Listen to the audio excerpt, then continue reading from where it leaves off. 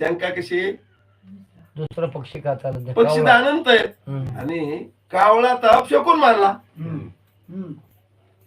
काय काय अपशकुन. कसा मानला? अपशकुन. तरी दहाव्याला कावळाच का लागतो? हम्म. दहाव्याला ते पिंडदानाला त्यानं जर स्पर्श नाही केला कावळ्यानं तर काय होतं आणि पिंडाला स्पर्श केल्यावर काय होतं?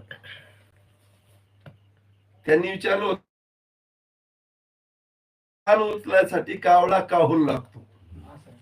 बरोबर आहे की नाही भाऊ? ते बघा ऐकायला आलं ना तुमच्या ध्यानात?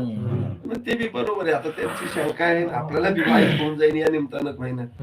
म्हणून आता राहिले याच्यातला जो भाग येतो तो आपण नंतर उद्या बी पाहू. पण तो जर त्यांनी विचारलंच हे तर मग आता इथं बी शिष्याच्या शंका आपण असं म्हणायला काय हरकत नाही की एक साधक आपल्याला विचारतो म्हणून त्याला आपण उत्तर देऊ. कावळा हा